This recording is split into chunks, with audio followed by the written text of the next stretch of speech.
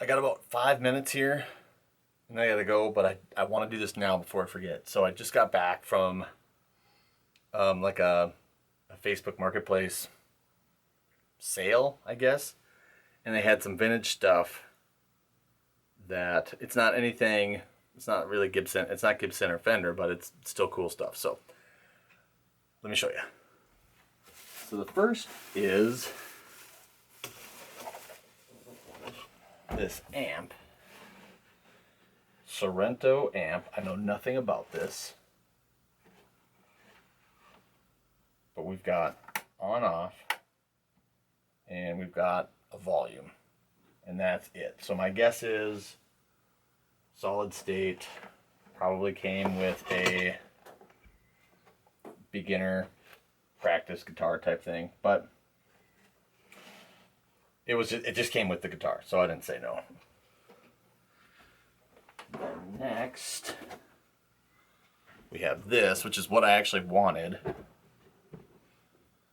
but when I got there it was in a lot worse condition than the pictures, but we were able to talk about a fair price, so I bought it anyway. And it is a Teisco Del Ray in really good condition, except for one thing, and it's kind of a major thing. Get it out of here. So the picture was like straight on, and I don't know if this camera will see it or not, but then when I held it, the neck pocket has like completely collapsed. I mean, that's an inch of action. And so I actually almost walked away. And I told the gal, I said, I'm not really even interested. I said, I mean, if you want, I'll give you a price, but I said, it's not like it's a high action, it needs a setup. Like something inside the guitar has collapsed. And we were able to settle on what I thought was a fair price. If nothing else, I'll take the tuners off and the bridge and maybe take the pickups out and maybe do something there. But, so this is the one I wanted. And unfortunately, it has collapsed. But, you know, Teisco's version of a, not quite a 335, but, you know, the semi hollow body thing. Okay, and then the last thing, again, another chipboard case, which is not my favorite, but I guess still better than nothing. Or better than those flimsy gig bags. This is a Yamaki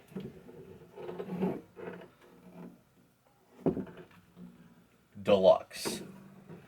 It's stamped 1972 on the inside. So this is a Deluxe Folk serial, or not serial number, model number 118. F118Y. And this was in a lot better condition. This could be possibly just set up and could be good to go, but I do want to take a look at it because, again, I'm not sure if it'll show up here, so I'll show this camera too. It looks like we maybe have a belly, I forget what that's called, kind of like a belly hump where it's, these have been stored. The gal said that her husband bought them to learn how to play, tried, put them in the case, and then there they sat. And the strings had full tension on both guitars when I picked them up, so I think he had them tuned up, put them away, and then these strings have just been pulling on these things. It's not bad, but it looks like there is a bit of a dip here right in front of the sound hole and a bit of a bump right behind. They never even took the protective paper off, so if I can get that off, that pickguard is probably going to look pretty fresh. This I'm kind of excited about. I think this is a nice little acoustic, but I do want to make sure that it's not going to fall apart on me or whoever wants to play it. Both of these are made in Japan. Yeah, I'm excited to get into it a little bit. I like repairing stuff, you know, something that's not too complicated anyway. And I think both of these, I don't know about the Teisco. I'm going to have to do some research into that. But I think this can be fixed. Even with like a bridge doctor. I don't really want to dive into this a whole lot. Like I don't really want to pull tops or anything like that. But I do want to make sure that this belly bolt doesn't get any worse. So that's what I got. Fun little surprise. And this honestly might even be kind of worth it. So under the guitar, when I was putting it away, I saw there was some stuff still in the case. And we've got a fingerboard chart, kind of a vintage fingerboard chart that was underneath the guitar. And I don't think this is anything special, but it's just cool. It's in a really good condition from, oh, I don't know if I can find a date or not. The late 60s maybe, early 70s. I might even frame this. This is cool. But what I was more excited about was like still in the packaging, like a vintage strap. And I don't know if I have a guitar that like this bright red strap will work on. But hell yeah, dude. In like mint condition.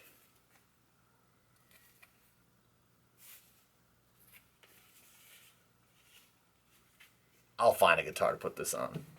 That's cool. That is cool. So those things alone, I'm kind of like pumped. So, all right, let's get these things fixed up.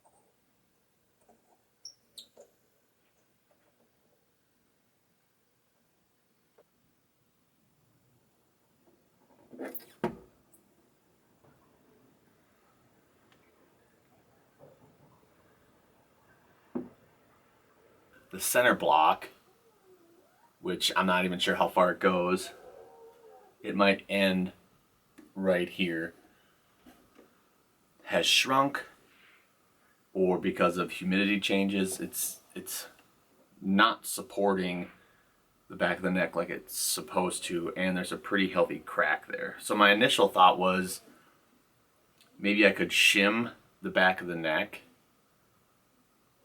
which that might work. My second plan of action was maybe to reroute this neck pocket to take the front down.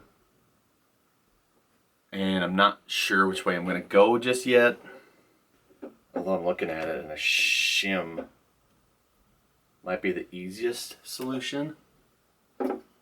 I might try a shim first. That's the least invasive.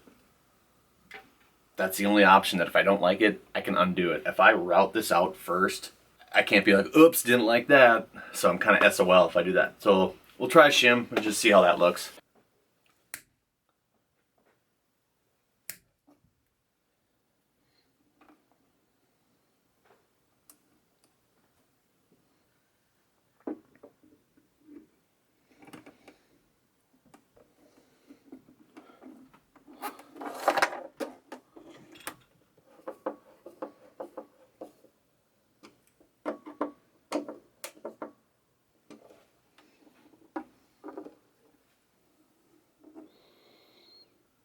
That might work.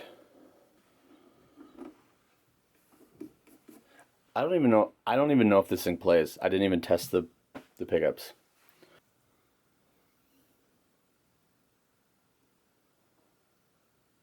Huh. I think that's gonna work. Oops. forgot that that's not attached. That actually might work.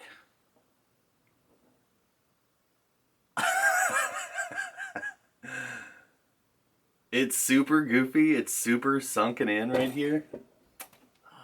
I'm careless with this thing. You'll see like right at the end of the neck.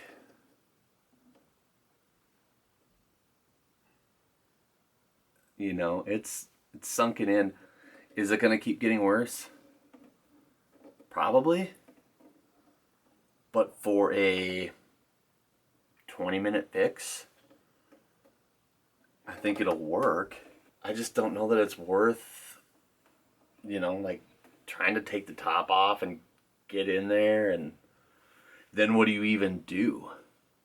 Do you steam it and then cut out the old block? So I just like, or like I said, I could have routed out the front, but I think that would have brought the neck down too low, and I don't know that would have got the pickups to ever get under the strings. So popping the back end back up to where it's supposed to be and then lowering the back pickup, I think that'll work. I'm going to clean this board and wipe everything down and put some strings on it. Is it even a full-size guitar? Yeah, I think it is. I've done that before where I buy juniors and then I get it and I'm like, I don't even want this. All right, this is what we got going. Oh, look how good that looks. Clean the fretboard and the frets. And then a little bit of lemon oil. Man, that just shines. And then wipe the body. I've been using this for like 10 years. There we go. Wipe on, wipe off. You know the deal. Dunlop, if you want to show me some for free, that would be fine.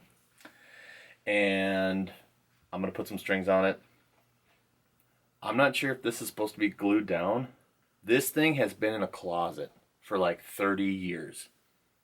And there's no signs of glue on it right now. So I guess I probably won't put glue on it.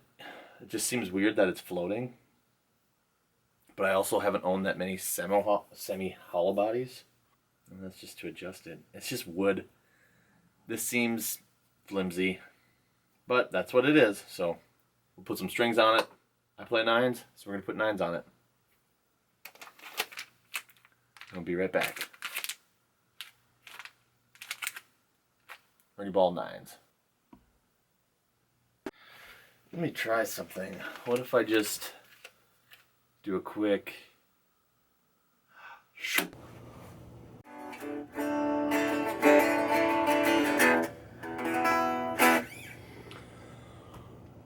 First impressions, just like playing this thing to tune it, very light. Almost like scary light. But I guess I'm used to solid body Les Pauls, Explorers, solid body guitars. So a semi hollow body should be lighter, right? But should it be this light? I don't know. Second, the sound, obviously it's a semi hollow body, so it's very vibrant. It's very, you know, almost acoustic like. But I'm like, it seems too snappy. Like it seems child's toy to me.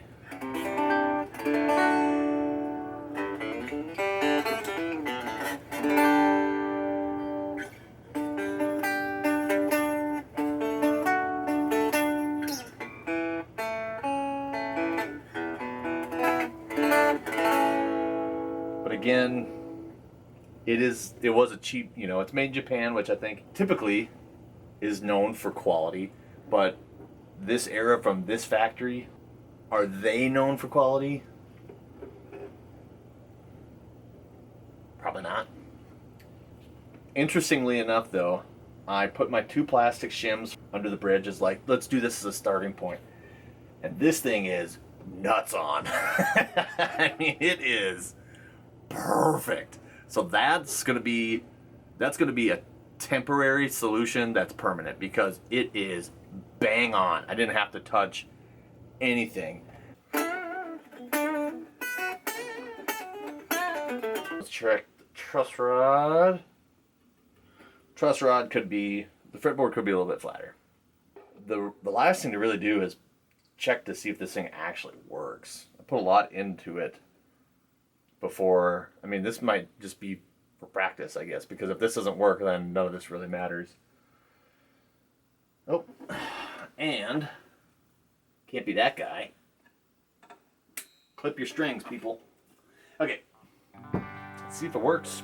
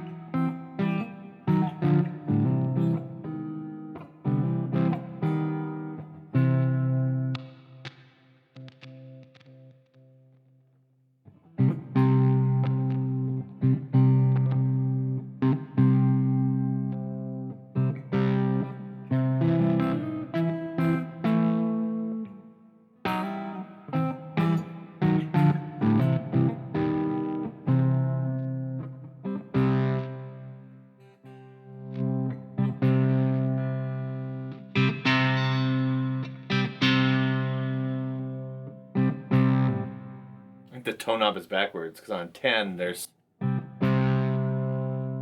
it's like it's pulled all the way back, and then when I roll it to 0, there, like that's what I've been looking for.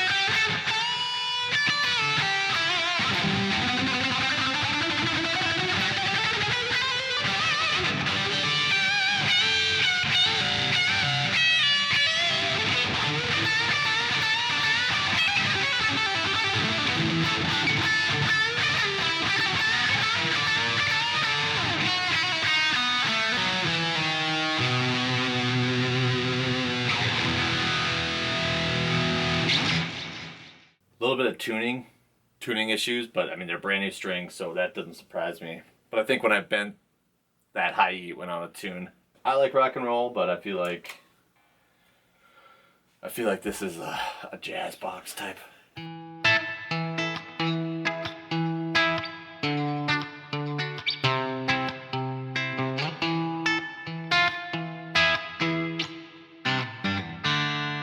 But it sounds good. I'm impressed. I'm always impressed, though. I think these are the pickup selectors, but I haven't quite figured out how they work. It's some sort of roll-on, roll-off type thing.